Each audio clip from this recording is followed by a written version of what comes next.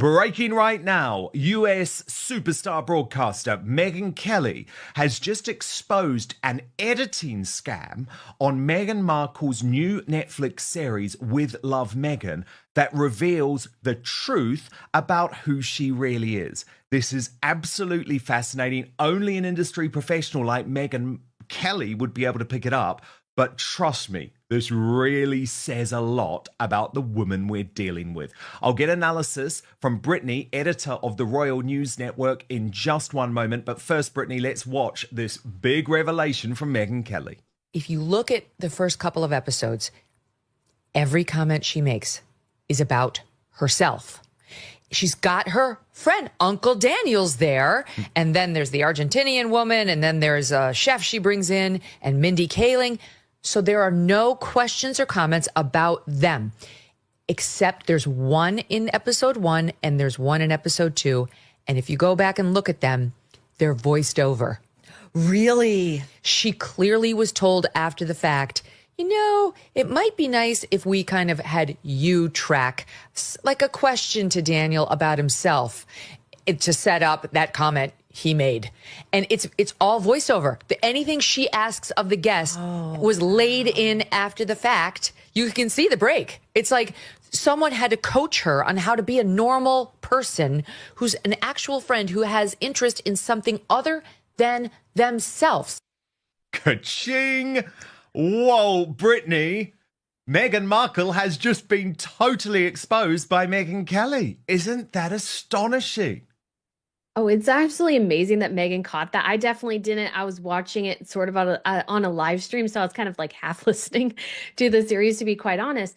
But that doesn't surprise me at all. It's sort of, a bit of a magic you can use behind the scenes to sort of make Megyn look like she can actually engage with another human being in a sort of a normal fashion.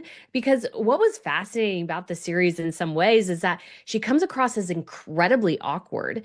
She doesn't really know any of the people she's talking with. She's trying to make sure everything looks super perfect, and she just doesn't come across well in any of the interactions at all, really, that she doesn't really know them. And one time she sort of gave somebody like a backhanded compliment, I thought, where she's as beautiful on the inside as she is on the outside. And so I was like, what does that mean, Megyn? Because I could see it going a bunch of different ways there. So Megyn definitely does not have a good connection with most of the people who are on here. I'll be fascinated to see how things go with season 2. But I bet you the guy who's the producer behind the scenes, who she would interact with on camera a bit, he was, worked with Anthony Bourdain, and I bet you he's right now, they're having to do a lot of work to make Megyn seem somewhat normal and a good host, because the whole premise of her show is that she is a good host, but you don't actually ever get that feeling that she is. She comes across as overbearing, awkward, so many different things. And so it's like, would I want to be hosted by Meghan Markle? Probably not.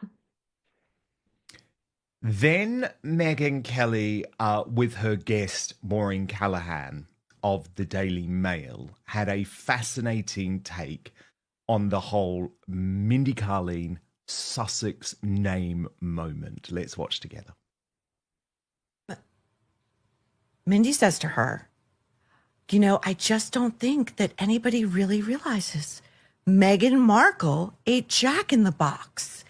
And you watch Megyn tense up, right up. And the micro expressions and the jaw sets and the eyes go black, and her shoulders rise up, and she goes, it's so funny. And she's like chopping something. So it's like dangerous. It's so funny you say that. So funny you say that, because you know what? I'm Sussex now. I'm Sussex. Oh my God. It was like a soap opera moment. We have it. Let's watch it. Very weird. Oh, and what follows that is she goes, our little family name. Right. Yet another dig at the royals that gave her that title. Did you notice that at the end of every episode, it says, like, the starring, Meghan, Duchess of Sussex? Yes. That's how she's billed. Yes. When the credits roll at the end, stand alone. Nobody else is on the page. But Meghan, Duchess of Sussex.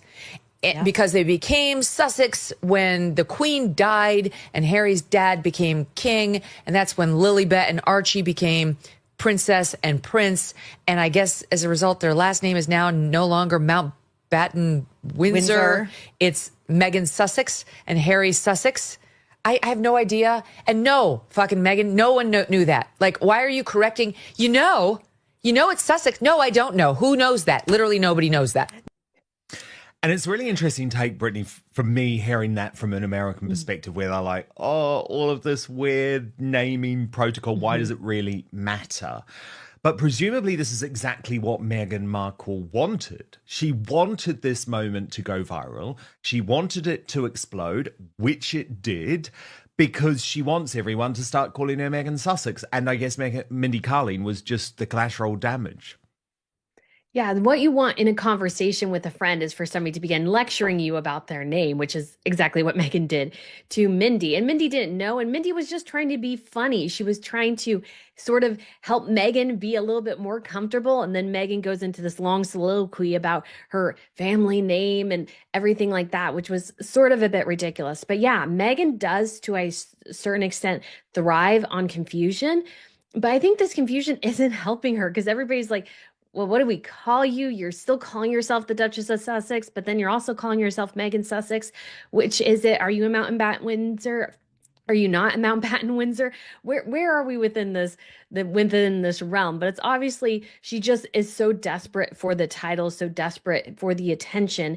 And I would say if she really wants to be Meghan Sussex, then you can be Meghan Sussex, but you have to actually commit to the bit. So that means your billing has to be Meghan Sussex, not Meghan the Duchess of Sussex.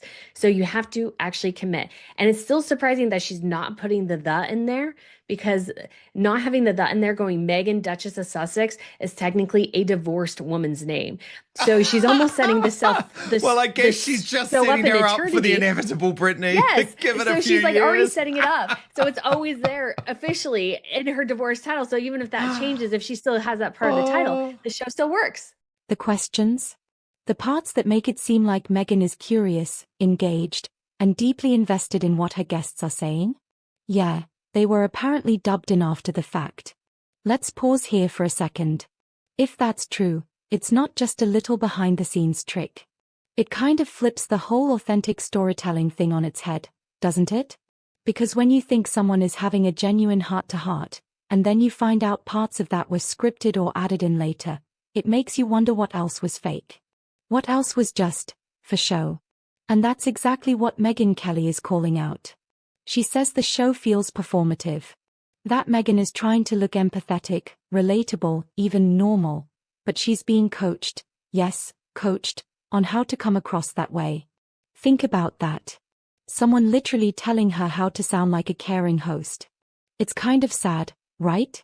Especially because if you have to be coached to seem authentic, isn't that already a red flag? But it doesn't stop there. Another royal expert, Brittany from the Royal News Network, chimed in too. She backed up what Kelly was saying and added her own critique. According to Brittany, Meghan just doesn't come off as natural on screen. There's this stiffness, this awkwardness, like she's more worried about how she's being perceived than what her guest is actually saying. It's like every move is calculated, every word rehearsed. Do you know what? Isn't that just astonishing? Because it shows you that she actually doesn't give a damn about what's right. This is all about marketing. It's all about marketing. Yes. It's all about how she thinks this is the best way to market herself. Now, what I loved about this conversation with Megyn Kelly and Maureen Callahan is they did pick up on some things that I didn't, and they had a fascinating take on the whole Meghan Markle obsession with calligraphy. What? Oh, good God. Keep going. She got an A- in penmanship. She's clearly not over it. We're not doing straight A's all the way. It's an epic fail. She's handlining in soft pencil lines in her notebook instead of buying a notebook. And you can buy a very expensive notebook. Go buy Smithson, spend $400 on that line notebook. But no, she's got to line it herself. Again, what kind of time do you Soft have? line.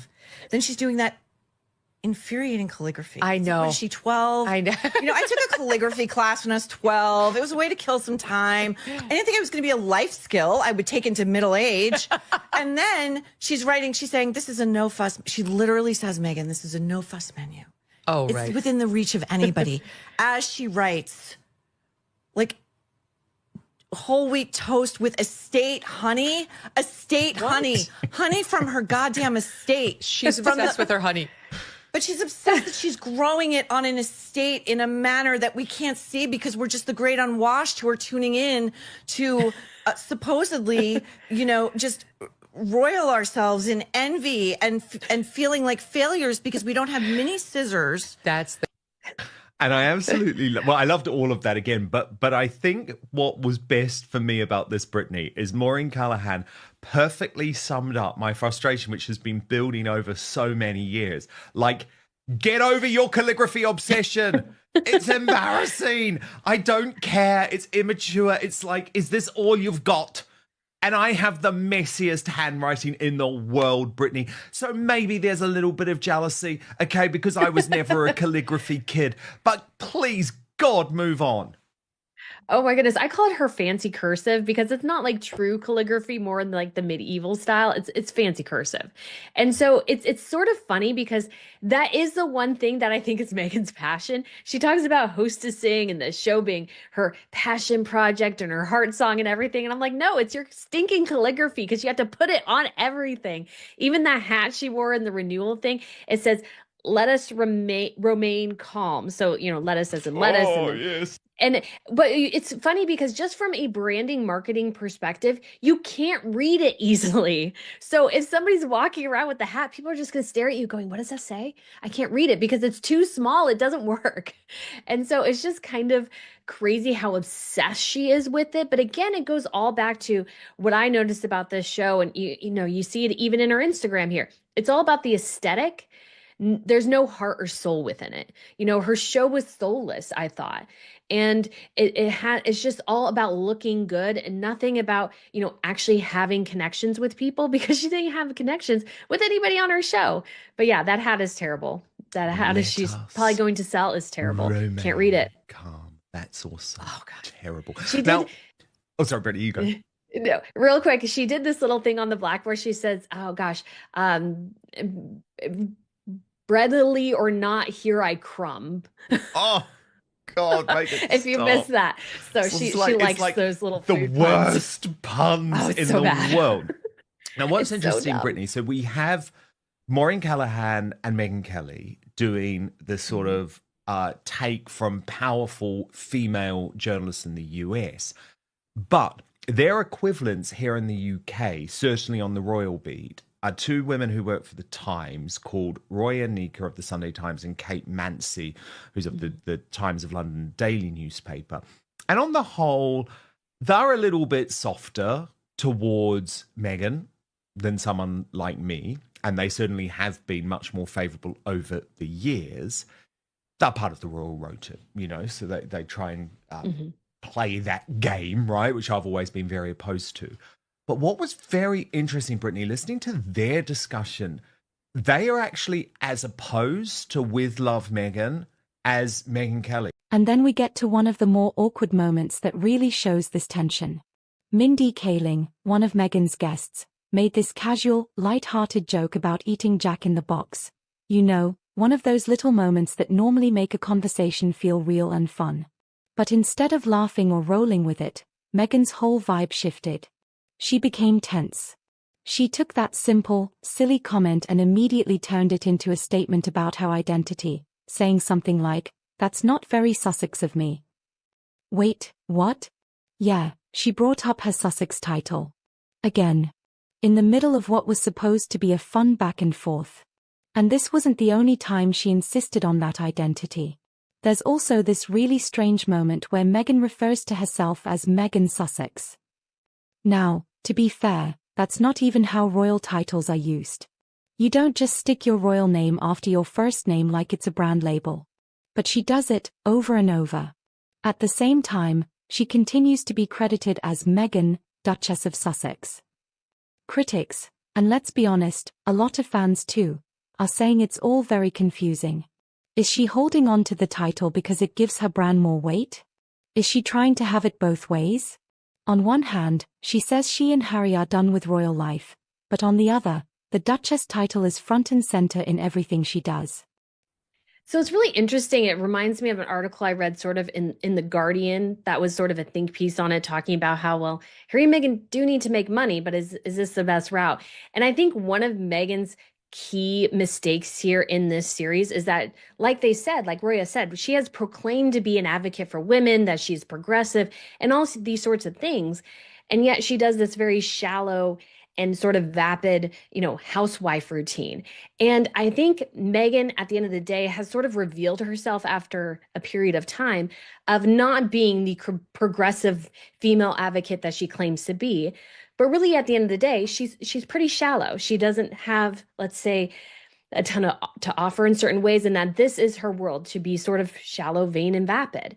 And so I think that's going to start rubbing people the wrong way, because she really should have maybe paired doing some of these things with going and being part of a protest, or, going to the library and reading a book or something to like make her seem more engaged, because she claims to never want to be a woman who lunches. And yet she did an entire show about women who lunch. So she doesn't really stand on anything that she has claimed to over the last several years. And I think she did herself and her potential audience an immense disservice by not living up to her own standards.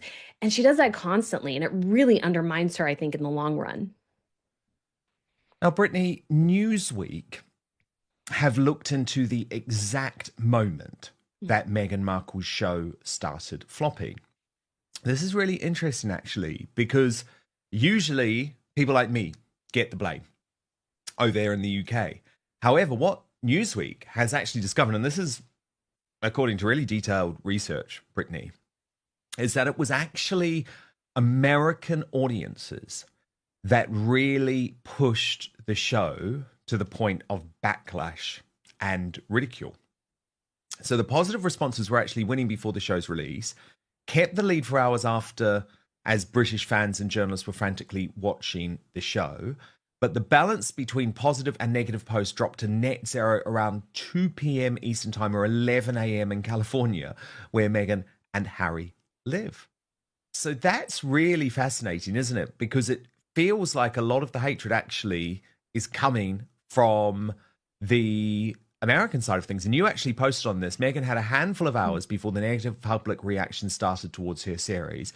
It's been all downhill from there. The noise may have garnered some attention and views, but what she needs is sales. That is the true metric. But what do you make of the fact, Brittany, that it looks as if more of the negativity is actually coming from America rather than the UK? Well, I'm not really surprised at all, Dan. And it actually goes back to that previous segment of the reporters from the Times. I think Meghan has proclaimed herself to be one thing for so long, but yet we get this show, and her fingers have been in it. She is the executive producer. She's the star. She's the one who's guiding and directing everything. And people were expecting so much more, and they were let down. And I think in a time where egg prices are really high, there seems to be a lot of global instability. You see this woman in this, $8 million mansion who has a $16 million mansion down the street telling you how to, cut your fruit so you can put it in a huge rainbow. And they're looking, going, I can't even afford one box of strawberries, and you're showing off probably at least, 6 or something to that effect. I think she came across as way too out of touch. And when she was trying to say, oh, you could do this on a budget, and you're thinking to yourself, what budget? That looks incredibly expensive. And it's not just budget in terms of financial, but it's time too, because I think Meghan did herself an immense disservice in this show by not acknowledging that she has housekeepers, she has nannies, she has assistants to do things for her. So yeah, she can spend an hour putting together a rainbow, cut up thing of fruit. But the average woman does not have that time, especially the average working mom. She has nothing in common with the average working mom. There's the aesthetics. This is where things start to get really out of touch. Meghan's got this thing about calligraphy. Like, a real obsession. She talks about it a lot, and it's all over the visuals in her show. Handwritten notes, soft focus visuals, perfectly curated shots of her journal and her elegant penmanship. Now, I get that everyone's got their thing, but critics are saying that this calligraphy fixation is just one more way the show comes off as childish. Or worse, tone deaf. Because here's the thing, while Meghan is showing us her passion for handwritten cards and her designer teacups, a lot of people watching are struggling to pay bills, find stable jobs, or just get by day to day. And to them, watching someone swoon over the perfect ink stroke while sitting in a luxury villa feels a little detached. Like she's living in this curated bubble that doesn't touch reality. Even more than that, Brittany and Meghan both agree that the entire show feels hollow. It's all style and no substance. Beautiful sets, soft lighting, inspiring music. But when you really listen to the conversations, there's no emotional core. It's all surface level. This was supposed to be Meghan's passion project. Something close to her heart. But if this is what her heart sounds like, pretty pictures and edited audio, then it's no surprise people are feeling disappointed. Thank you so much. And of course, you've got to follow the Royal News Network for all of the latest. Actually, Brittany, just before we go, can we cleanse our soul and take a look at the Commonwealth Day celebration? I think she wasn't gorgeous there last year, Brittany, because of everything she was going through. And so isn't it just great? Welcome back, Kate. We've got to cleanse our soul with a bit of Catherine, the Princess of Wales, if you see what I mean. Oh, yes, I'm so excited that she's going to be back more this year. I was really a bit concerned for a while that was going to be a very, very slow reintroduction. But I think, going to the Commonwealth service, I actually saw the one in 2023. And so it's great to have her back. And so excited for her to continue to feel better and be out there. Hopefully state visits this year, her wearing. Now let's talk about the audience reaction, because this is where it gets really interesting. You might assume that the loudest critics would be in the UK. After all, that's where a lot of the royal tension has played out, and Meghan's relationship with the British press has been rocky to say the least. But surprisingly, the strongest backlash? It's coming from the US. Yep, right here in America, where Meghan and Harry have been building their post-royal brand, people are saying, no thanks. The response went from neutral, maybe even hopeful, to negative in just hours after the show's release. Social media lit up with people calling it fake, boring, out of touch. And that says a lot. Because if even the American audience, who've been more sympathetic to Meghan overall, are starting to pull back, that's a big signal. Something's not connecting. A lot of it has to do with the image Meghan tries to project. She presents herself as this feminist icon, someone who stands up for women's rights, who's breaking barriers and challenging the old way of doing things. But then she releases a show that feels more like a country club chat than a meaningful platform for women's voices. And that's what people are calling out. It's not about Meghan being a woman, or being ambitious, or even being royal. It's about how her show just doesn't walk the talk. She claims to be relatable, but the entire production screams luxury. She says she's a feminist, but her show feels like a throwback to the very ladies who launch stereotypes she says she's fighting against. And it's sort of like somebody who's claiming, oh, I just worked out and watched what I ate to lose weight when they were really using Ozempic. And so it's like she's claiming to do all these things and trying to show this perfect existence while not acknowledging in the slightest, she probably has a staff of 10 to help her with the day-to-day things around her home. And so I think Americans watch that, and it's not totally aspirational. She just seems ludicrous and completely out of touch with the average person here in this country. Now, Brittany, there's also a lot of fun being had with this series on both sides of the Atlantic. So I want to show you first a woman from the UK called Vanessa Feltz. She's a bit of a household name, sort of chat show doyenne, I guess. And she decided to make her own version with Love Vanessa. Oh, God, I'm cringing almost as hard watching that as I did watching Meghan. And then the TikTokers have been having a lot of fun, Brittany, and some of these are just truly funny. Watch. Having kids, I know how to work at a fast pace, so here we go. But first, a cappuccino. Hosting is a full-time job. It's not just for my actual guests. It's also for you in this rental studio. So I still enjoy the spontaneity of a friend saying, oh, I'll come and visit you. My house manager didn't open this. That's okay. We're going with the flow. Today we're also going to be making a fruit tort for his turtle. Jam is half fruit, half sugar. It's not jam. It's a preserve. It's a preserve. It's just so fun. Oh my goodness. I don't do measurements here because I like to cook with my heart, and you should probably do the same. That's good. You take a Ziploc. A Ziploc! You can get this anywhere. You never can give a gift without a bow. Now you've created a one-of-a-kind preserved salt bath bomb with a candle and a bow. It's just fun. It's just fun. And finally, let's talk about how disconnected the show feels from the real world. There's a part in the series where Meghan talks about luxury on a budget. Now, let's just pause right there. Luxury. On a budget. In a multi-million-dollar Montecito mansion. Surrounded by flowers and fine china and top-tier production values. You see the disconnect? Critics say it's not just tone-deaf, it's almost insulting. People are out here trying to save on groceries, choosing between gas and electricity, and here's Meghan talking about luxury in the most carefully curated setting imaginable. It feels fake. It feels shallow. And worst of all, it feels like she doesn't even realize how out of touch it really is. So here we are. We were promised heartfelt stories, real conversations, a deeper connection to Meghan and the people she wanted to spotlight. But what we got, according to critics like Megyn Kelly and Brittany from the Royal News Network, was a heavily staged, overly edited, beautifully packaged product that lacks soul. And you know what? That's a shame. Because people want to connect. They want to hear real stories. They want vulnerability. But what they got instead was a show that looks good but feels empty. Like a postcard from someone who's never really been where they're writing about. But hey, that's just my take. What do you think? Seriously, I want to hear from you. Was the show really that bad, or are the critics being too harsh? Do you think Meghan has lost touch with her audience, or is she just trying to find her way in this new world outside the royal family? Drop your thoughts in the comments section, I'll be reading them all. And before you go, don't forget to hit that subscribe button.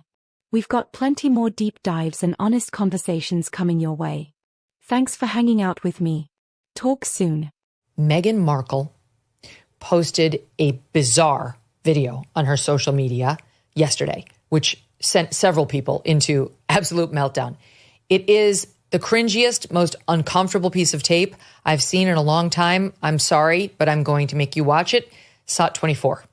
1 month, 2 month, 3 month, hit the baby mama when I'm stepping through the door. She's yeah, I'm pregnant, supposedly 9 months pregnant in the hospital room, dancing with a big belly. Harry's there too. She's kind of twerking. She's gonna twerk. Here comes Harry.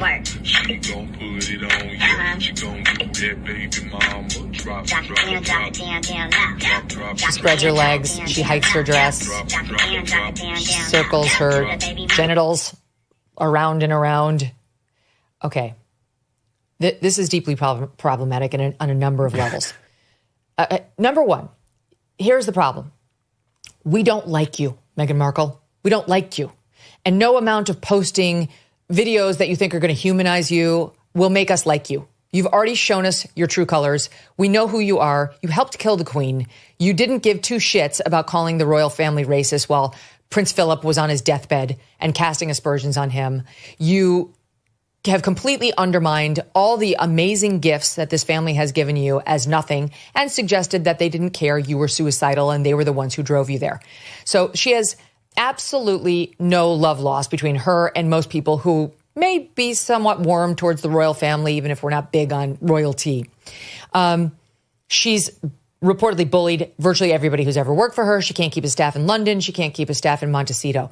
She's a bully. She's obsessed with her own ego, face on television, etc., and playing the victim. So no amount of humanizing videos, even if she managed to find one, are going to work. You know, if you actually are a good person, you don't show up at the Uvalde mass school shooting and put yourself on camera and make it about you. You don't see photo op when you see dead children, which she did. So spare us the attempt. Okay, it's a waste of everybody's time. But secondly, like the gross disrespect to the intimacy and privacy of marriage and childbirth. You know, there are some moments that are supposed to be between a husband and a wife only. And the moments before you give birth to your child is one of them, when you are together in that room and your child is coming. And maybe you do have a fun moment. This is not how I spent my moments before giving birth, but maybe you do have a fun moment. But it's private. It's actually holy. And for her to need to make it into an ego trip, which she's clearly doing. Look at me dancing. I'm still fun and I'm sexy. And I have this great marriage. And here's Harry being like a normal guy is disrespectful, I think, to the moment, to the child, and truly to like the sanctity of what goes on for any humans who are actually in that situation. She's drunk on her own ego. Your thoughts? My thoughts are, what did I just watch? What a bizarre, you've now ruined the entire vibe of the first hour, Megyn. I hope you realize what you've done. My apologies. I will never forgive you for such a thing. It's funny because watching it you're right. Like there's maybe a thought that they have a private moment like that, and maybe it's nice between them and it's a nice memory of a silly moment before she gives birth. What it feels like to me is she's in a PR firm meeting and someone says, we need to humanize you. Go through your phone, find some fun moments of you and Harry, and we'll post them and everyone will like you again. You can't manufacture that stuff, right? It feels fake. It feels weird. I don't understand why they would think something like that would work. But these are not people who are just posting on a whim, right? Like this is an entire industry. It's I know calculated. you've covered this in depth. This is a whole industry. They've got people working on this 24 hours a day to try to make this Meghan Markle thing into a thing. I don't think it's been very successful so far, but no. I feel like this is just a blatant attempt at it. It sort of reminds me of when Chrissy Teigen had what we now know was an abortion, which she at the time told us was a miscarriage, and posted photos of her crying, like hysterical in the hospital room. It was so weird. First of all, who takes pictures of themselves when they're crying and then posts them online, especially after losing a baby? Look, what the F? I don't get it. This is not losing a baby, thank God, but it is just as intimate and none of our effing business. But she needs us to love her. So she will do whatever it takes. And she doesn't know how to make us love her. The other thing I'm going to say, and I know this is weird, but there's one of those conspiracy theories on the internet that she might not have actually carried her babies, one or both, that they may have used a surrogate. Trust me, because I'm neck deep in all the news around these two. And there are many people who long before today are convinced she used surrogates and that her pregnancies were fake, one or both of them. And this is the only time that I've actually indulged the theory, because if we can show that video again, I don't know, can we show it without playing the weird sound? That belly looks very abnormal. That it looks very strange. If you look up close in the video, and I encourage people, look at this. It looks like there's like a bag or like some sort of something shoved up under a dress. It does not look like a pregnant belly. It looks all bumpy. It's very strange. It looks like what you'd get if you put like a pillowcase full of like socks or something under your dress. You got to look up close. There's very strange bumps coming off of that pregnant belly. I don't know why, Stu, but for the first time ever, I'm kind of like, is this something we should be indulging? Because it doesn't look normal to me. The belly doesn't look normal, doesn't look like where a pregnant woman's belly is. And I don't understand what all those bumps on the belly are. I don't get it. That's interesting. Yeah, it does look different, I guess. I mean, I suppose it's possible that, I don't know. I wasn't there. But I will say I noticed the same thing you're noticing looking at it. I mean, it's the first thing that I think kind of pops into your mind. It's like, what's going on there? Why is her stomach so bumpy? Maybe they had stuck some monitors on there, but normally they don't give you like remote monitors on your belly. I've had 3 kids. All the monitors they stick on you are connected to the thing that's right next to your hospital bed. She wasn't wired up at all. I don't know what's going on under there.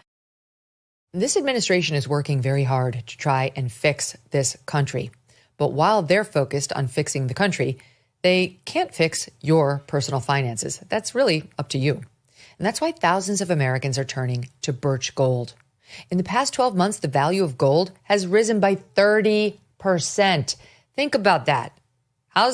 your stock market investment doing? Has it gone up 30%? Have you made 30% on your money? And demand is strong and it's growing. While reports are that the BRICS nations are actively working to challenge the US dollar as the world's reserve currency, that's not great. In other uncertain times, gold has offered peace of mind. And in these uncertain times, it does the same. Birch Gold makes it incredibly easy to convert your existing IRA or 401k into a tax-sheltered IRA backed by physical gold. Or if you prefer, you can buy gold to store in your own home safe. Just text MK to the number 989898, and Birch Gold will send you a free info kit on gold. There's no obligation, only useful information. With an A+ rating with the Better Business Bureau and tens of thousands of happy customers, take control of protecting your savings today. Text MK to the number 989898. Thanks so much for watching. If you like what you just saw, hit the subscribe button for more clips and full episodes. Not only has Meghan Markle pimped out her children, she is now selling the clothes that she wears via affiliate links. Quite rightly, the MSM have picked up on this and trumpeted it with the headline, "Sussex for sale." Meghan Markle is once again in the headlines, this time not for royal drama or Netflix deals, but for something even more eyebrow-raising. According to royal biographer Angela Levan, Meghan may be running a quiet money-making scheme involving her designer wardrobe. But this is embarrassing. This is mortifying in every way. Because let me tell you, this really is a sham. These are not Meghan's clothes. These are not clothes that she has designed or had anything to do with. And all this is a rank money-making opportunity. Because if you haven't heard of affiliate links, what they are is a method, a way for every time some poor punter clicks on one of the links to look at Meghan's clothes and ends up making a purchase, Meghan will take proceeds from that purchase. She will take that money away from the company which is selling the clothes. So she's not doing this from the good of her heart as she tried to portray on Instagram. This is a crude money-making operation, and it's embarrassing. You see no major star doing this because major stars don't need to do this. Look at the financials that are involved. You're not even making much money. Major stars get brand deals with Gucci, with Givenchy, with Versace, whoever it happens to be, but none of those brands want anything to do with the fake Duchess, so affiliate links it is. And I'm embarrassed for her.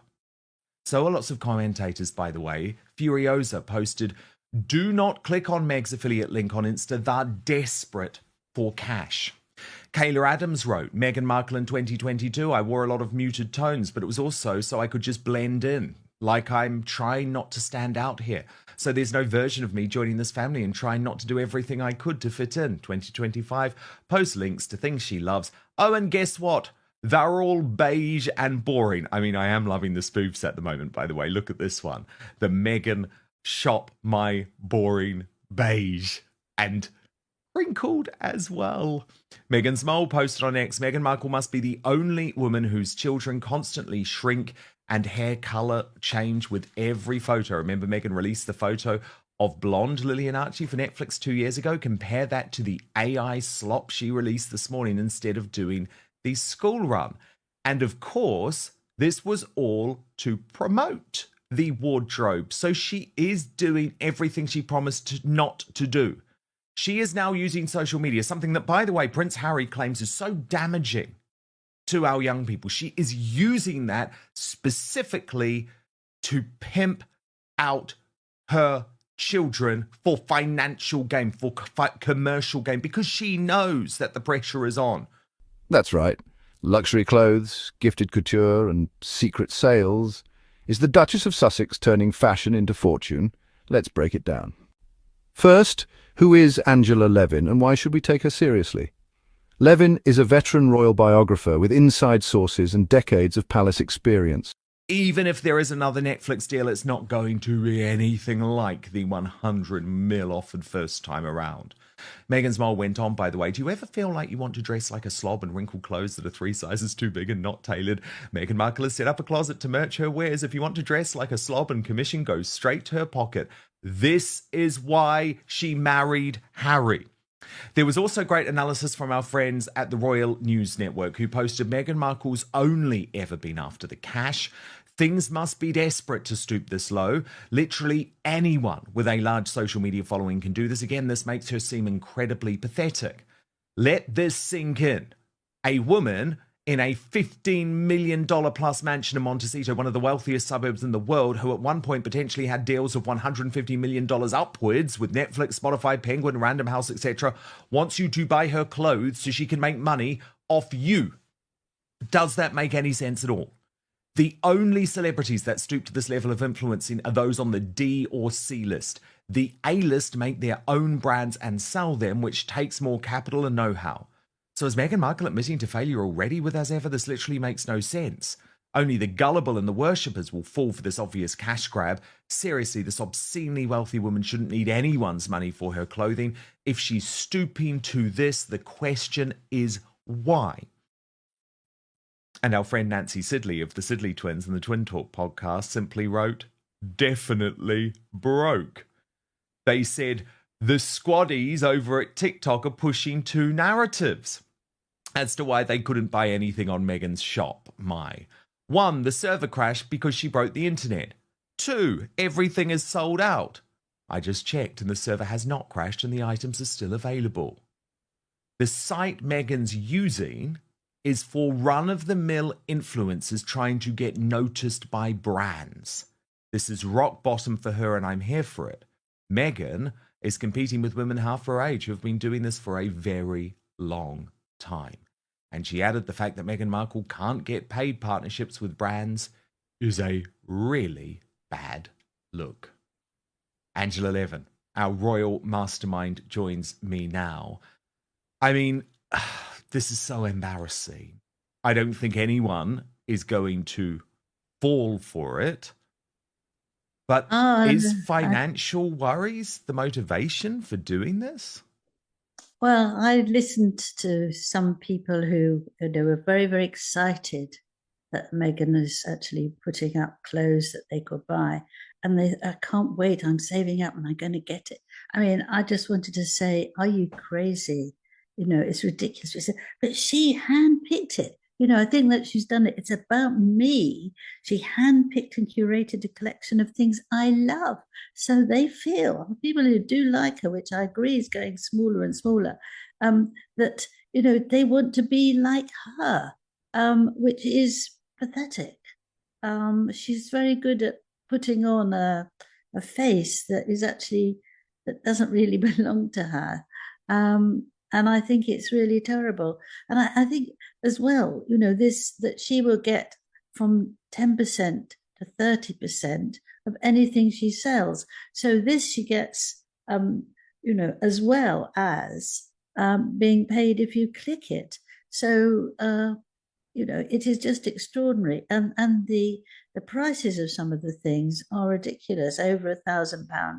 For, you know, a very ordinary dress, top right in that, and 500 and nearly £600 for shoes, slippers shoes, or walking around shoes. And so I just don't want people to feel I really need to save up so I can have it and be like Meghan, because there is still some of that going around. And it's because they don't actually really think about it too much. But otherwise, I mean, the fact that you want to give a woman who has a house of 16 bedrooms, 16 bathrooms, and lots of bedrooms, that you help her have money, particularly now when money is so tight and difficult, that you actually, that she dares do that and take money away from people so that she can make money out of it. It's just awful. She's written books on Prince Harry, Camilla, and has been a frequent royal commentator on British media. She's not a random conspiracy theorist. She's plugged into the royal circuit. In a recent interview, she dropped a bombshell claim that Meghan may be profiting off designer clothes she never paid for. I don't know how you can decide to do that, actually, and make yourself look so foolish and greedy at the same time. I know. That's the thing. The greed is real. And remember, Angela, all of the elevated talk when they moved to America.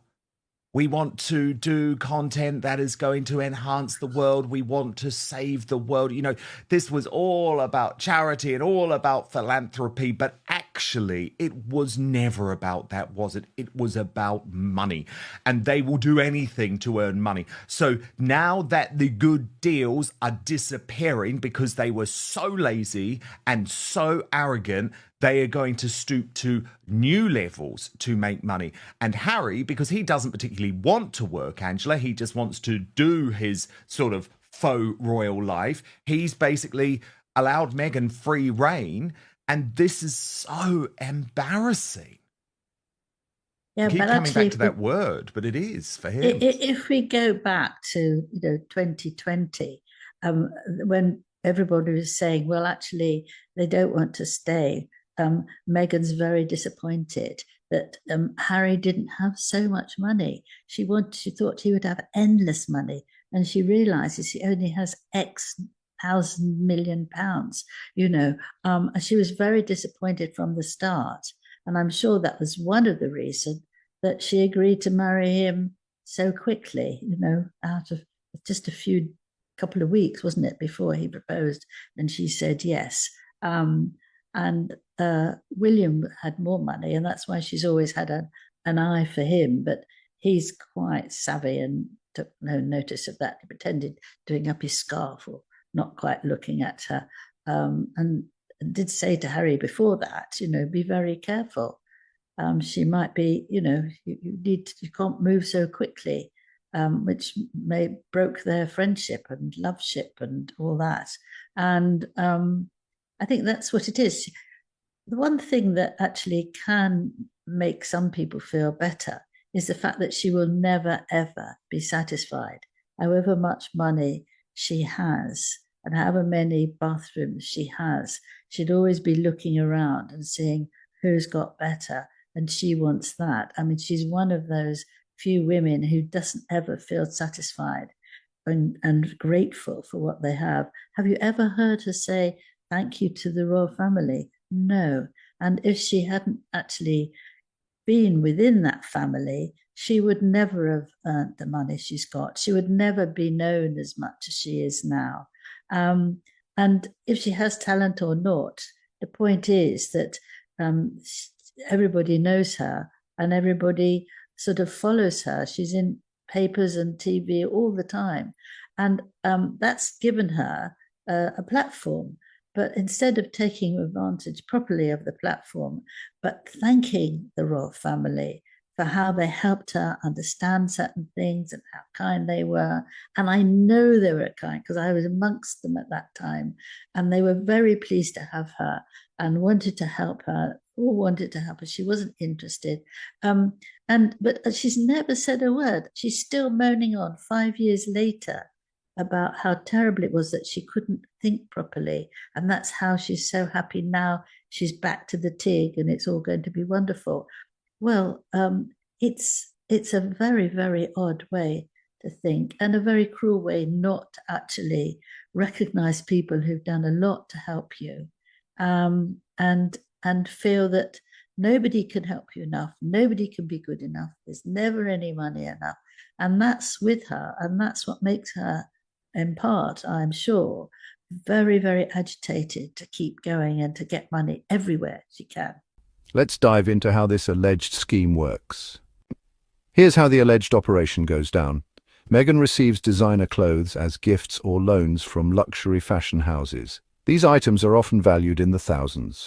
And I mean, look, some people, Angela, are saying she'll actually make a lot of money from this. I was just looking at what Maddie Alexander Grout, the business coach, had told the Mail Online. And she says she could potentially earn millions from this and is probably earning a commission on every sale she makes. And that's because a disclaimer on the Shop My website reads, please note some products may contain commissionable links. And Angela, I mean, I don't know what world Meghan's living in, but these are not accessible clothing. I mean, the sleeveless gown costs more than £1,000. There's Saint Laurent sandals, which cost more than £600. Earrings that cost £200. And other brands like Heidi Merrick, Reformation, and J. Crew. So, I mean, it feels like she doesn't give a damn about trying to be accessible, about trying to be for the people. And by the way, just have a think about how the commission works out. So this has all come from this business coach. She says if she gets, say, 15% off a shirt that's £128, she will be making £19.20 from that. She will be selling thousands of those and could be making at least £19,000 from one linen shirt. So this is a lot of money, Angela. Yes. And is that why she put the very expensive clothes in? Do you see what I mean? Yes, of course. Yes, of course. But I mean, I hope that people will be sensible and think that, you know, she's got loads of money and I had my money cut by half because the company I work for it's not doing so well. You know, I don't think that everybody's going to rush towards them. I think there will be a group because they want to be like her for reasons I have no idea. But I think people will say, you know, they're being greedy or she's being greedy. I don't want to be greedy like her. You know, better keep it. I don't think it will last very long because she's a different person now from what she was like when she had the TIG before she knew Harry. And I think she's too nervous to keep anything going. I mean, we've got so many things that are going, but nothing's out there for selling properly. She can't seem to follow it through. She can't seem to deal with the little bits of things. You know, it's just general. She has to have new things all the time. Have you ever heard of anybody to do all these, you know, 3 different ways of your love from me, and then doing almost everything you could think of within a very short time? How this is the sunglasses. Yeah. £178, Angela, for yes, those. Yes. Well, that seems to give her a kick. But she's not getting the real people, is she? She's not going to get rich people and grade A people. And the fact that she's offering this for people who don't have much money is extremely unkind. And taking money from that as well is even worse. I mean, I think if you want to buy a pair of white trousers and a white top, go somewhere else in a white shirt. They're everywhere. It's not exactly a very original outfit, is it? You can go to Marks and Spencer's and buy a white shirt that looks fine, and it's also white, and you can put the collar up, and you know it costs $495. That one, Angela. The happiness retreat necklace. Go to Marks and Spencer's then and see what you can get. I mean, it is. Or if you're in the US, Target. Rather than returning them or wearing them once, some are reportedly being resold quietly through third-party handlers or anonymous platforms. Angela Levan claims Meghan has figured out a way to turn fashion perks into private profit. And since these clothes are technically gifts or PR samples, the paper trail is murky. I mean, look at this bag, £715. Now, Angela, I know nothing about fashion. Okay? I know nothing about fashion. I have no idea if these things are popular or look good or of the moment, but to me, I mean, look at this dress, Angela. This is the dress that people are saying, oh my God, £1,072. And you could surely get a high street version of that for £50, presumably. Well, you can get a skirt and a top. You don't know if you get exactly the dress, but you have to look and make a judgment. And you can go off somewhere and buy a nice long white skirt. They're very fashionable at the moment. And just a sleeveless top. I mean, that's nothing, isn't it?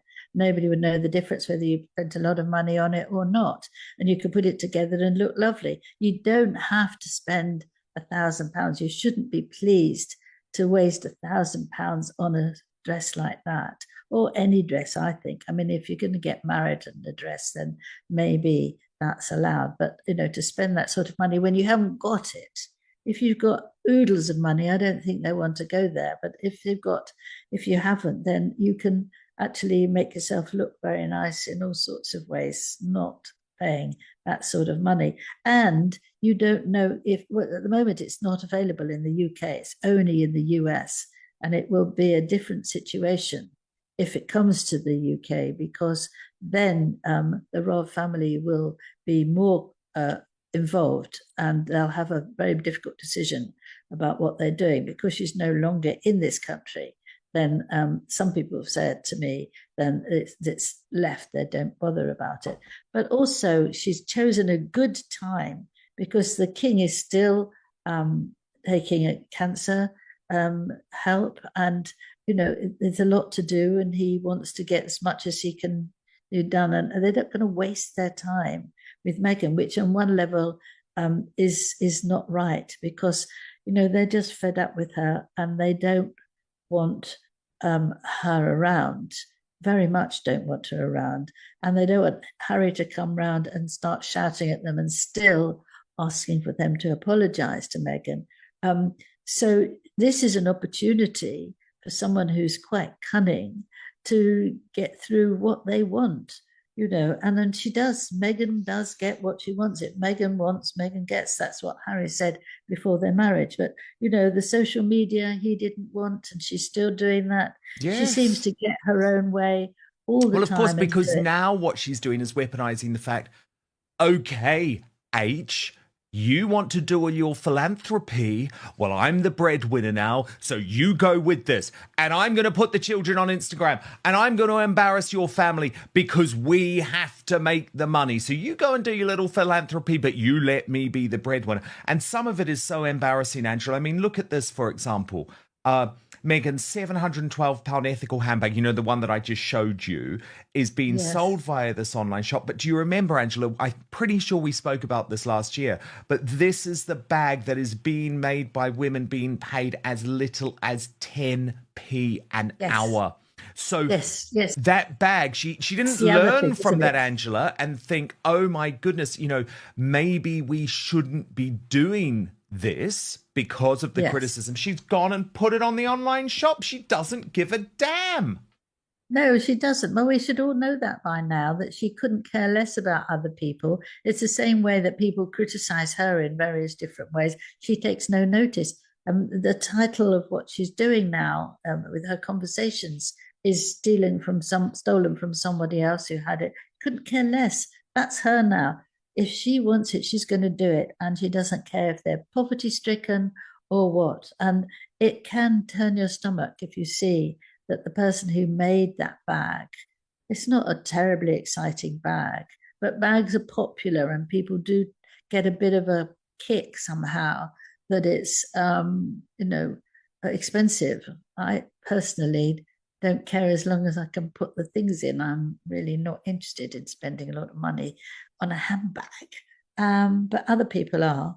But she's giving them the chance so they can be very proud. Meanwhile, the people who spent the time doing it, desperate for food, are suffering. It's not kindly. She wants to know that we all think that she's wonderful with her caring and loving of people. But really, the more you see and hear of her, that she's just wanting it for herself. Not even a husband, not even her children, not even a mother, certainly not her father. And you think this is really shocking. It is shameful. It is shameless. And unfortunately, it is what we have come to expect from the fake Duchess. Whether it's true or just tabloid spin, one thing's clear. Meghan Markle knows how to stay in the spotlight. Wardrobe sales or not, her name still sells and the media can't get enough. What do you think? Is Meghan just savvy or crossing the line? Drop your thoughts in the comments below. Don't forget to like, subscribe, and share this video with your friends who love royalty. We've got more insider info coming soon. AOC has been out there on this, I don't know if it's campaign trail, I don't know what we're calling it, but this like fight the oligarchy tour with Bernie Sanders, from which, venue to venue, she travels first class, sipping her champagne, in the first class cabin as the losers and plebs walk by to coach. They're the ones she's really fighting for. And she's decided to ramp up her anti-Trump rhetoric. AOC gets some very bad news from Megyn Kelly after some very telling comments she made about Donald Trump. Folks, you're not going to want to miss this. AOC is out of control. But luckily, Megyn Kelly is here to set the record straight. So with all that being said, we're going to get right into it. But first, do me a huge favor here, folks. Like our video and share it around so we can keep bringing you all this great, hard-hitting content. And as always, Patriots, I'm your host, Darian, and this is Resist the Mainstream. AOC has been out there on this, I don't know if it's campaign trail, I don't know what we're calling it, but this like fight the oligarchy tour with Bernie Sanders, from which, venue to venue, she travels first class, sipping her champagne, in the first class cabin as the losers and plebs walk by to coach. They're the ones she's really fighting for. And she's decided to ramp up her anti-Trump rhetoric in a way she's done before, but that could be deeply problematic for her if Trump actually decides to pay some attention to her. Listen to her just the other day, SOT 11. Donald Trump is a criminal who was found guilty of 34 felony counts of fraud, liable for sexual abuse. Of course he's lying and abusing and manipulating the stock market too.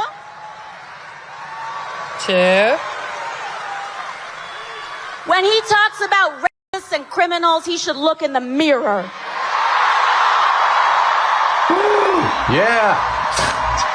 Crazy. Okay. Clearly saying that Donald Trump is a racist. Racist. She also thinks he's a racist. He's all the ists. But here, she's in deep trouble because he was not found liable for rape. And George Stephanopoulos just had to pay ABC some $15 million to President Trump to settle a defamation lawsuit for saying that. She doesn't have any privilege out on the campaign stump. She's not protected by speech and debate while she's out there.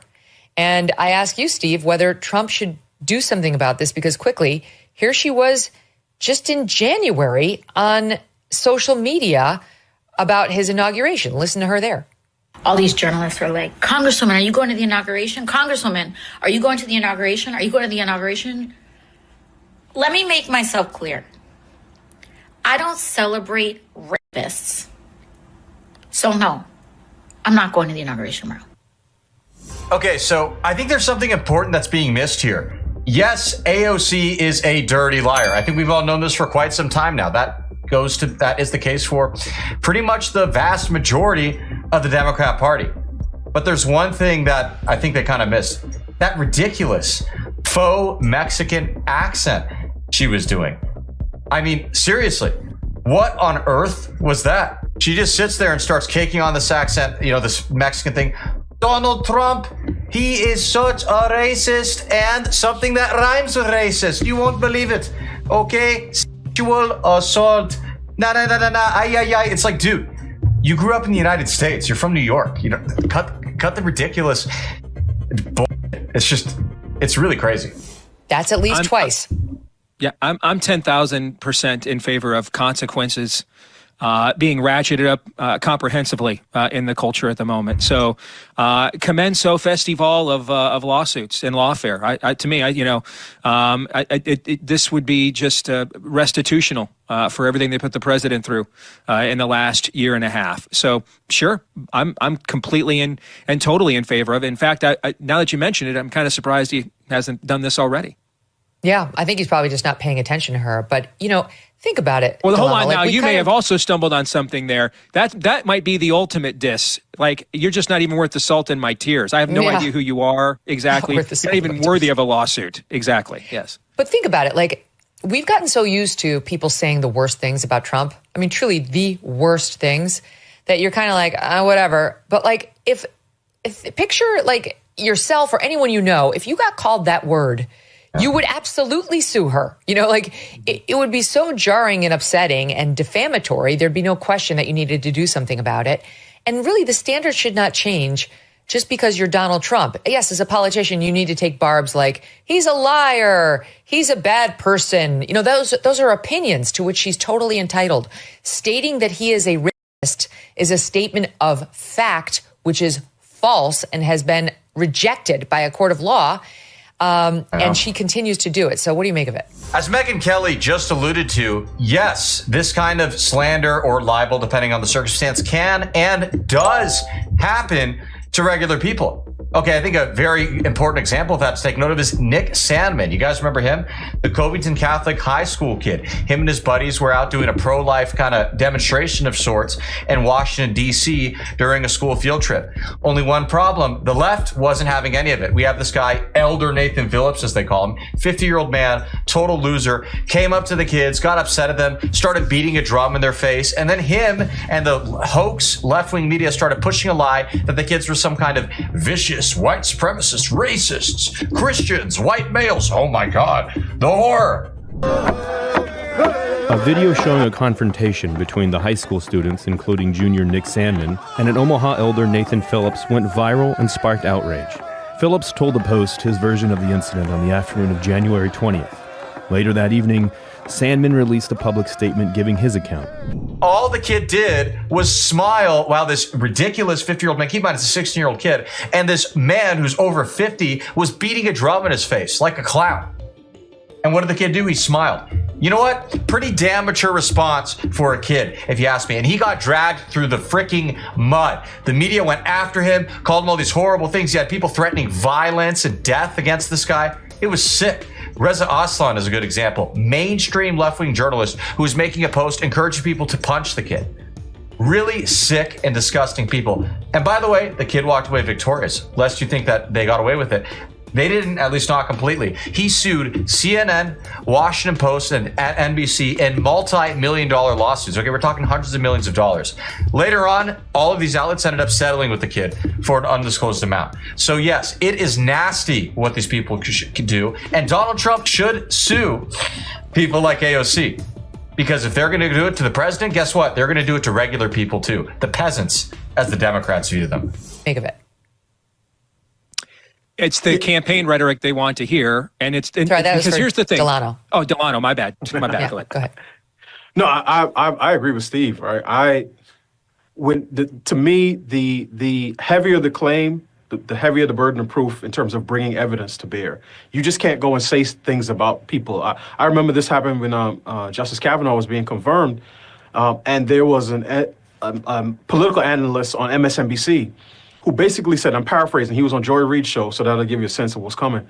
He said, Kavanaugh is like all the guys I grew up with, in the sort of DMV area, right? He was the last guy in, a gang rape. And I thought to myself then, I said, I hope Justice Kavanaugh sues this guy under a bridge, because I think people have gotten way too reckless with their words, way too willing to say things and make claims about people that they can't substantiate with evidence. And to your point, Megyn, President Trump is not above the law, but he's not below it either. And this is a standard that I hold across the board, irrespective of political ideology or sort of partisan affiliation, of skin color or religion. If you're going to make a claim about somebody and you're going to accuse them of some of the worst crimes known to man, you better come with some evidence. But there's another issue here that I want to point out. In addition to, I said that, I live in Maryland, so I'm very familiar with the way blue states operate. I worked in local government for almost 15 years. My last year was in a gun violence prevention office, and I did some restorative justice training. I got certified in restorative justice. And one of the things that I noticed is that the people in restorative justice were always against punishment. They hated the punitive aspect of the justice system, unless it was against people that they didn't like. So if it was against January 6ers, throw them in jail for the rest of their life. If it was against Trump, throw the book at him. And AOC is using sort of words like felon and criminal in a pejorative sense. Today, when she's talking about Trump, any other time it would be about ban the box. We shouldn't ask people about their criminal history. People deserve a second chance. So the left really isn't against, quote unquote, mass incarceration. They just want a weaponized legal system so that they can enact vengeance against the people that they do not like. And that wraps up the clip, folks. I will say I'm a little suspicious of the last guest there talking about how he was part of a gun violence prevention and restorative justice training. I don't know. Maybe he was just there to infiltrate. I'm going to give him the benefit of the doubt and assume he was, but watch out. Might be a plant. That's all I'm saying. Kind of kidding, but also not, because we've seen examples of that before.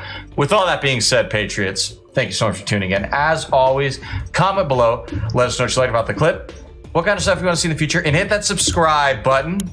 And that way we can be sure that we'll see you again soon. God bless. Looking at that, I'm beginning to think that's some fat suit she's borrowed from Hollywood. It just doesn't look normal, does it? It didn't even look like she was truly pregnant in the video. It was weird, the ball that she was holding while she was dancing. I've not seen any pregnant woman dancing in that way. Then again, I'm not really surrounded by women that would dance in that way. It was uncouth. It's not something I don't expect of a princess. Breaking today, I've had enough. King Charles simply has to strip Prince Harry and Meghan Markle of their titles. Not only have they instigated this sick and twisted plan to steal all of the attention away from Trooping the Colour this summer, there is the release of a really unbecoming new video on Meghan Markle's Instagram page. This, by the way, comes after a flurry of posts where she is monetizing her 4-year-old daughter, Lily, with highly personal pictures of both Meghan and Harry. But now, later on in the day, after bombarding social media with all of these posts, we get a video. And this video will shock you, not because it's anything particularly wrong, but because it is just so unbecoming for this couple who at one point were representative of the British royal family. So Meghan Markle posted on this, 4 years ago today, this also happened. Both of our children were a week past their due dates. So when spicy food, all that walking and acupuncture didn't work, there was only one thing left to do. Something left to do that I think probably should have been kept private. But today, Meghan has decided that she wants the whole world to see her husband and herself acting like this. We'll get reaction from my superstar panel, Alex Phillips and Father Calvin Robinson. But first, oh my goodness, watch this. I've been pregnant for way too long. I tell the DJ turn it off. If she a baby mama, she gon' do that baby mama. Work. She gon' put it on you. She gon' do that baby mama. Drop it down, drop it down low. Drop it down, drop it down low. Drop it down, drop it down low. Do the baby mama when I step out on the floor. 1 month, 2 months, 3 months, oh. Hit the baby mama when I'm stepping through the door. Yeah, I'm pregnant, but I got an ill flow. Tryna make some money, buy some huggies from the store. S to the T-A, double R-K, to the E-I-S-H-A. And I don't play, doing my way. Preggo, but I'm still doing moves like Beyonce. Yeah, I said I'm pregnant. Get the child support and pay my rent. Your opinion is irrelevant, cause I'm a baby mama. I can do just what I want. Turn up. If she a baby mama, she gon' do that baby mama. Work. She gon' put it on you. She gon' do that baby mama. Drop it down low. Drop it down low. Do the baby mama. Enough. Honestly, I have had enough of this absolute mortifying, embarrassing rubbish from people who remain in the line of succession, from people who continue to use HRH titles, for people who say that they're the Duke and Duchess of Sussex. Meghan is slut dropping there with her bump because she's so concerned about the fact that many people have got wise to the fact that it's probably not real, including Liz Jones in the Daily Mail, who has said that she needs to come out publicly and actually prove that she did give birth to those children. But put that to one side. This is gross and grim and deranged on every level. Prince Harry allowing a video like that, so private, to be put into the public domain to try and make some sort of point is equally awful. And what this shows now is that these two are actually not even on the D list, they are on the Z list. Every single project they have touched has turned to shit, and this for me is a final straw because there is nothing royal about this. These two are now an international embarrassment for the royal family, and I really, really do think that the time has come to strip the titles. Father Calvin Robinson, Alex Phillips, please help me here. I mean, Father Calvin, what was that about? We're meant to be classy. I can't believe you made us watch that. I apologize. That was atrocious. That's so sad, isn't it? The first thing I thought when I saw it is, oh, she's trying to prove that she was pregnant, because there have been all these rumors for so long that she didn't actually give birth to those children.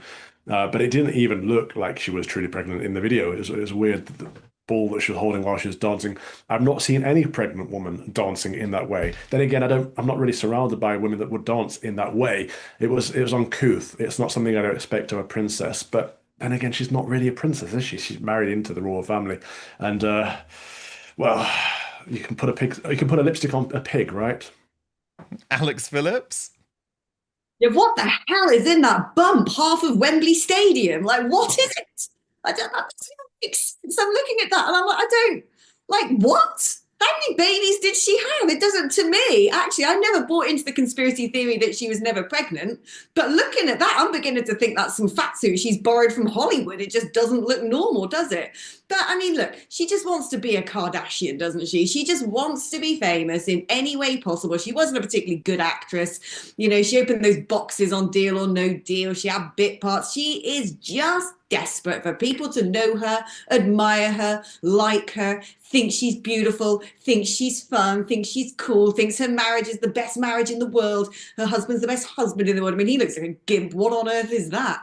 I mean, you know, I just, these, they don't really bother me. I'm just not interested in them, frankly. I'm just not interested in them. They don't want to sit around making dance videos, and I'm just let them get on with it. See, they bother me because they still have these titles. They bother me because they're still in the line of succession, even though they're not able to prove that she actually gave birth to those children. They bother me because they use the HRH titles. Honestly, Father Calvin, for me now, I think the pressure is just going to continue to ramp up when it comes to Charles. Like, I understand what he's going through. I understand that in the final years of his life, he doesn't want to take on this battle. But what, he's going to leave it to William to deal with these two? It's very William's simple. going to deal with that, isn't he? Well, he will, but why should he? But how much damage might they do, Alex, in the interim? Do you see what I mean? Like, I just feel like you are Kardashians, absolutely. Why not, Father Calvin, just put the bill to Parliament now? Just strip them. Well, just strip them of their titles. I'm done. But first, these days we're living through economic whiplash, soaring prices, vanishing savings, and headlines that seem designed to confuse more than inform. We're told this is all normal, that history has been rewritten for our own good, and that embracing these changes is the only path forward. But every outlet tells a different version of reality, and the so-called fact checkers are just enforcing the approved narrative. Luckily, there's a solution. It's ground news, hands down. The easiest way to stay informed, because it cuts through all the bias and spin so you can actually see what's going on and make up your own mind. I have it on my phone and in my bookmarks online because it's just become so essential to my daily life. See for yourself, by the way, at ground.news/outspoken. I've got a big discount coming too. But I want to first show you this incredible website and app in action. So we'll use the breaking story of Donald Trump agreeing to cut tariffs on UK autos, steel and aluminium as part of a trade deal with Britain, one that could reshape global trade and has sparked debate on both sides of the political aisle. So you can see clearly in one place that over 500 sources are covering this story. Ground News instantly shows how the story is being covered by the media, broken down by whether it leans to the left or the right. This is illustrated by its bias distribution chart. And if you scroll down, you can then see every headline about the story, along with the political bias and ownership of the publication. So in this case, most of the coverage is from outlets in the centre, but here's where it gets interesting. 49% of the sources come from outlets owned by giant media conglomerates. So no wonder the narratives feel so coordinated. When looking at the headlines, the left covered the story with skepticism, Wired fixated on the struggling reputation of Jaguar and framed the deal as a potential way to resurrect the brand. Bloomberg chose vague language, calling it a framework, which subtly questions whether the deal is even real. But the coverage on the right-leaning outlets was far more confident, with GB News celebrating a major victory for UK auto manufacturers and the New York Sun calling it a full and comprehensive trade deal that strengthens US-UK ties.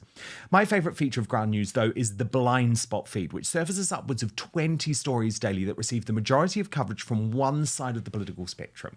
If you love the news, like you know I do, the blind spot feed is the best way to get a balanced perspective on what's happening. So go to ground.news/outspoken or scan the QR code on screen to subscribe today. You will get 40% off the same Vantage plan I use for unlimited access. That's ground.news/outspoken. But now, back to the show. If there's one thing you can count on a Labour government for, it's for admonishing the royalty in any way. And the Conservatives would find this very, very difficult to relinquish both Harry and Meghan of their titles. The Labour Party, I don't think they would. I think they would push this through without a problem. So if King Charles or Prince William do want this to happen, now is the time to make it happen over this next 4 years while there's still a Labour government in power. Yeah, indeed. I mean, I just feel like, Alex, it can't go on when we know that she's using the HRH title, which actually, by the way, breaks the Sandringham Summit. So is there not an argument, Alex, to say, okay, we know that you've broken that summit now, that Sandringham Summit rule now. So that can be the moment when we say, oh, something has to change. You know what? Leave that sick king of ours alone. He's got, he does his best. He is that boy's father after all, and he's trying to keep the peace. And like I said, at some point, William's going to come in, and we all know where William stands on this. And you know that the general public aren't so stupid that they look at Harry and Meghan and think that that's a reflection of the royal family. You know, in every single country, when people are polled, they love William, they love Kate, they love the idea of the royals, and they think those two are just jokes, which they are. It's gone beyond the when they were making accusations about the royal family being racist and abusive, that was dangerous. That was a problem. At that point, after that Oprah interview, I think the royal family should have said no more. Well, they shouldn't really be using HRH and stuff anyway, should they? 100%. But that was the point to me, that I was like, you're actively trying to harm the head of state of the United Kingdom and of Canada and of Australia and of New Zealand and of Jamaica and of Antigua and, many other countries in the world, and the head of the Commonwealth. You're actively trying to destroy that. And then this is just like, oh, they're just Burks, aren't they? Let them get on with it. I don't care. No, I do understand the point that you're making, Alex, although I think it would actually be the most popular political decision a government could make right now, actually saying, yep, we're going to... that bullshit thing, do it. Leave him alone. He ain't got long left and he doesn't want to have a massive blow up. No, that is it. That is absolutely it. That's why. That is complete. I mean, you are completely right. That is why. But then I also think they do such petty and pathetic things. And this was the latest. So it was just announced yesterday, leaked to Meghan's favourite magazine, People in the US, Meghan Markle to be honoured at LA's Natural History Museum Gala. The Duchess of Sussex will take the stage at the Natural History Museum's Night of Wonder Gala. This is on the 14th of June at Natural History Museums of Los Angeles, and the garden-themed event highlights the Duchess of Sussex's work empowering women and underserved communities. Meghan and Prince Harry are stepping out more, building connections in Los Angeles, blah, blah, blah, blah, blah. So it's one of those typical Hollywood events. But, and this is the big but, it's the day of Trooping the Colour. And this is what the Daily Mail now refers to as Sussex distraction techniques, which is every single time there is a major event in the royal calendar, or there is something that King Charles is trying to draw attention to, or Prince William is trying to draw attention to, they will do their absolute best to distract from it, to take away the attention from it. And again, I just feel like that's so wrong because, Father Calvin, you know that they will do something on that night to steal the attention from Trooping the Colour. You just know it. And if they had any respect, they would do it on one of the multiple other Saturdays across the summer where the royal family are not doing anything. Indeed, but the problem is they don't realise how irrelevant they are. The Trooping of the Colour is one of the greatest moments in the British calendar. I was very fortunate enough to have been invited once to the Queen's birthday, actually, and we were in the palace for the Trooping of the Colour. It's probably the highlight of my life. It was a wonderful experience.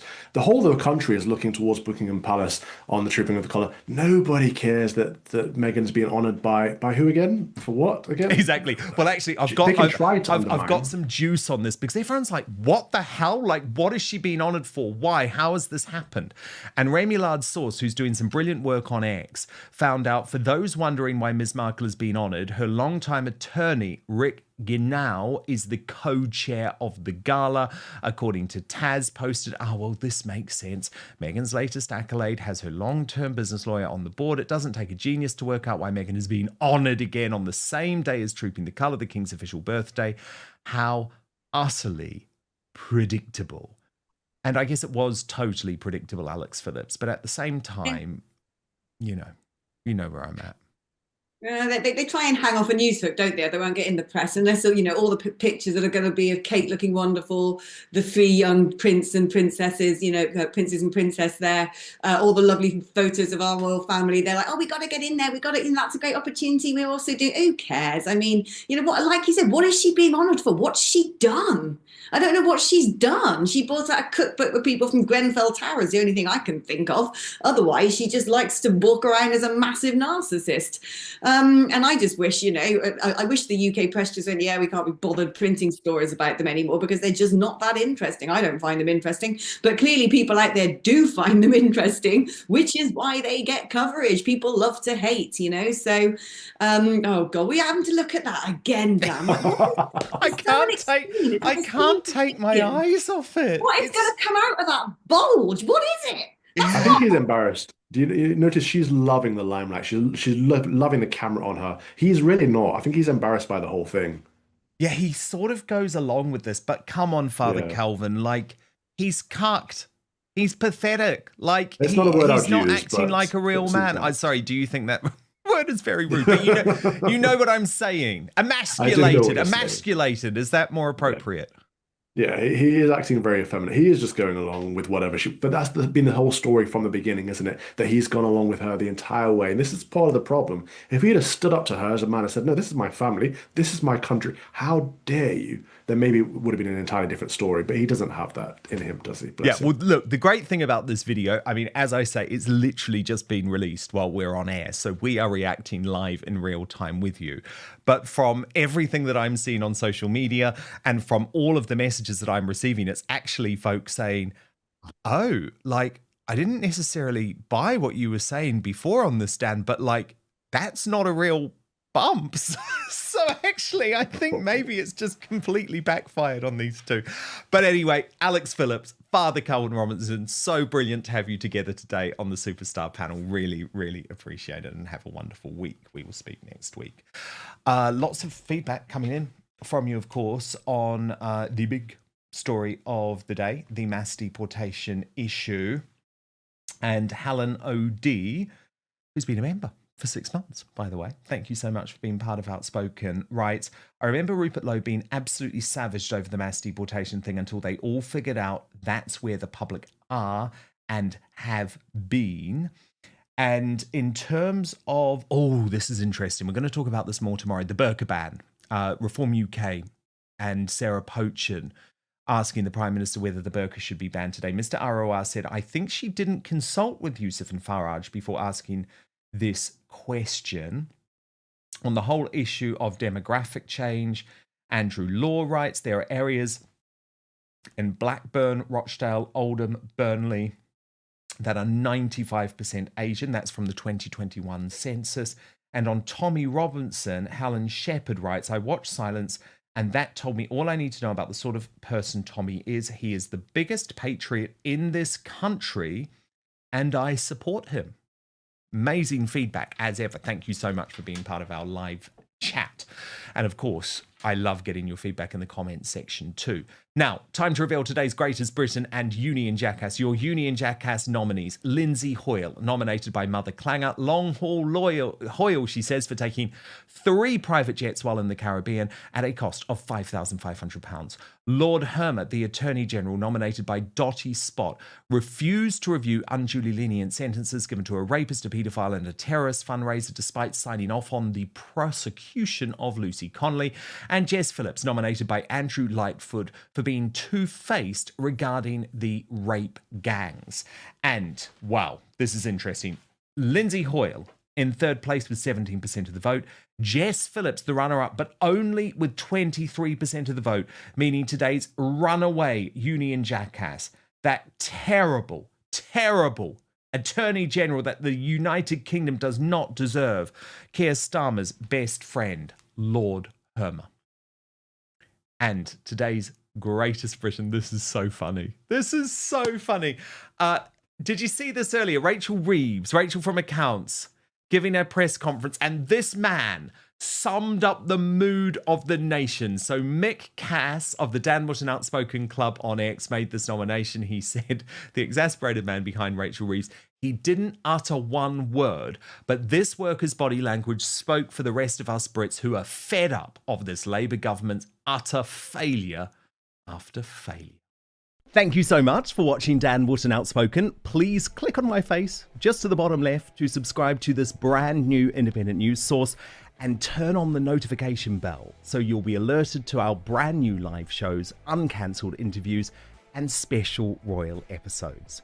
Outspoken is also now available as a podcast, so you can listen to the show every weekday on the go, wherever you are.